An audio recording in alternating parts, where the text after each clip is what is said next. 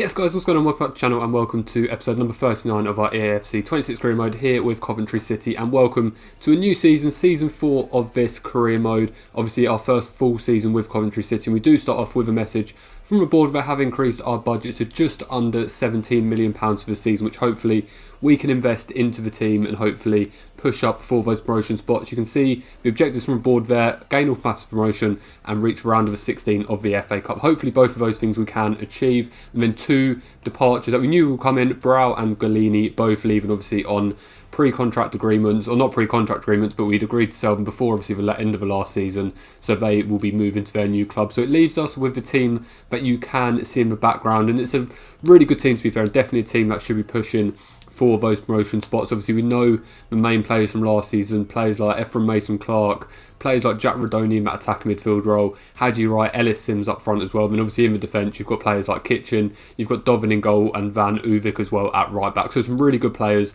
but some players that we can definitely get rid of at this stage, and one of those is the 33-year-old Jamie Allen. So we do list him on the transfer list, as well as Norman Bassett. He's only 23 years old and he's a decent rate to be fair at 74, the Belgian striker. But with players like Sims and Hadji Wright, it's just his game time isn't going to be guaranteed, and obviously we need to get as many funds in as we can to spend on the rest of the team. So we do put those players up for sale, and hopefully we'll get some offers for those. Where we know towards the end of last season where we had some transfer requests from some other players as well, such as Paris Magoma should I say. So we'll see what transfer offers do come in, and then obviously we'll have a look at our budget at that point, see what players we can bring in and where we need to strengthen, and then hopefully that will push us into the league season. Hopefully we can have a strong season. But just setting up the youth scouts here, obviously we do have 3 players currently in the youth academy, and I'm sure at some point this season some of them can potentially come into that first team squad. But obviously we wanted to keep the youth as a focus, and we did decide to send the 2 youth scouts out, obviously one 9 months to England and the other for 6 months over in Japan, looking for midfielders and wingers mainly out of everything. Then we do get a message, as expected, from Norman Bassett saying he was surprised at us putting him on the transfer list, but we were just on to him. We said to him we can't guarantee him game time and it might be best for his career to go elsewhere. But there's this offer for Paris Magoma, we mentioned it earlier, and we do accept that one, 1.75 mil from Portland Timbers in the US. So we'll see if that one goes through. And then we do obviously have the pre-season tournament as always to jump into. We do get a offer straight away as well from a fellow championship side in Norman Bassett. Obviously, like I say, he's 74 rated, 23 years old. He's going to be hot in demand for the sort of lower end Premier League, higher end championship clubs, and Middlesbrough were the first ones to make the move on him. They offered £5.1 million initially. We felt we'd get a little bit more for him than that. Obviously, we've got a market value of just about £4.5 million. We did go back to him and said 6.5, and luckily for us, they didn't budge on it, and they were happy to accept that deal. So there's confirmation of Bassett's sale to Middlesbrough, and also the sale of Paris Magoma over to the US and Portland Timbers. So there's more funds coming into the team, but we do have our first pre-season game, and it is against the Spanish team Valencia, and unfortunately we do lose it 3-1 to Valencia. It's not a great start to pre-season, but definitely one that we can build on, and we do go and look to sign our first player. It's an old player that we had when we were at Brentford, obviously the team we were at before Coventry. Not a first team player by any means, but it's a player we bought through the youth academy at Brentford, and it is the Japanese goalkeeper Awoke. He's valued at £2 million, he's 67 rated, he's only 18 years old as well, and definitely got a lot of room to grow. So we do try and get him for just under his value. We offer 1.8, they're happy with 1.8, they want a 1% sell-on clause for whatever reason, so we weren't going to mess around with this one. We did accept that deal, and we did agree a fee for Aoki, and hopefully he can join us here at Coventry. And like I say, he's a young goalkeeper. He's not going to get game time at Brentford. He's not going to get too much game time here at Coventry, if we're being honest. He's got a sporadic squad role as part of his contract, but he'll definitely get some games in the cup. And obviously if Dovin does for whatever reason get injured or drops out of the squad, Aoki I'm sure can be a good player to come in for him and hopefully be a good goalkeeper for us. But then we do go into another negotiation, this time with Premier League side, should I say, Chelsea. And it is for another youngster. It is for Ishii Samuel Smith, left back, only 22 years old, 75 rated. Obviously, again, not a player who's going to be in and around that first team Chelsea squad. So we thought we'd pounce on the opportunity to get a young player, room to grow once again, and hopefully we can get him for just under his market value, £6.5 million, the 5% sell-on clause. And luckily for us, Chelsea are more than happy to accept that one. So all we need to do now was go through the contract.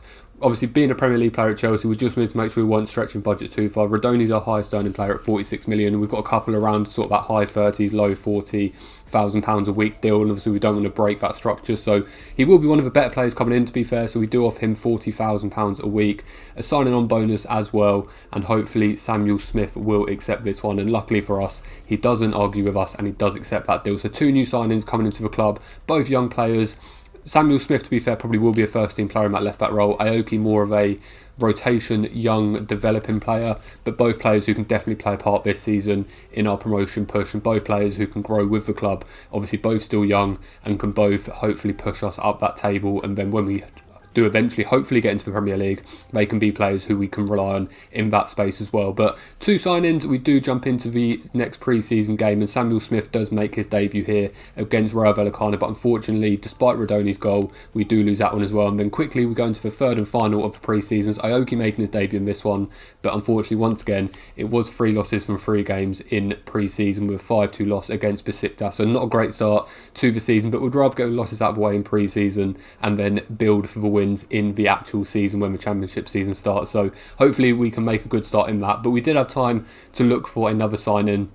This time not a youngster, 30 years old now, Daniel James, but he's still got the pace to burn, and we do agree a fee with Leeds for £5 million. Fabian Herzl, the Leeds manager at this stage, and we do agree a fee of £5 million. Obviously we have got Sakamoto out on that right hand side. We did play him majority of the time on that right hand side last season, but just looking obviously at the ratings and obviously just looking to build that squad up a little bit, a bit more depth as well, we thought Dan James for that £5 million price would be a good player to bring in, whether it's from the start or whether it's using his pace off the bench. He's still 76 rated, 30 years old is not old by any stretch of the imagination, and it was just about thrashing out the deal for him, and luckily for us he did accept, same as Samuel Smith, the £40,000 a week to come to the CBS Arena and become our 3rd signing of the season. Like I say, if you look at his stats now, still absolutely rapid, 94 sprint speed, 94 acceleration. Still got work to do in terms of shooting, passing, etc., but decent dribbling as well. And I think in our system we play, he can play really well. He won't get to start the first game of the season. We are at home against Millwall. We do have Sakamoto starting on our right hand side, but Dan James is on the bench, and I'm sure he will come on in this game to make his debut in front of the home Coventry fans. Aoki obviously not starting this one either, he is also on the bench, but we are starting the new left back in Samuel Smith, and hopefully he can have a good debut for us. Hopefully he can help us get the victory in the first game of the season against Millwall. Millwall, who's going to kick him from right to left, and hopefully the home crowd can get behind us. But unfortunately it was Millwall who started off the better of the 2 teams. Just 5 minutes into this game, an unbelievable strike from the edge of the box from Negley and a really good finish. Dovin had no chance of reaching that one. Bit of an audacious strike to be fair from Kamil Negley, but a good finish nonetheless. And unfortunately we are 1-0 down just 5 minutes into this game, but we wanted to come back as soon as possible, and just a couple of minutes later it was our top scorer from last season, Mason Clark, gets the ball, plays it across, and it's Hadji Wright.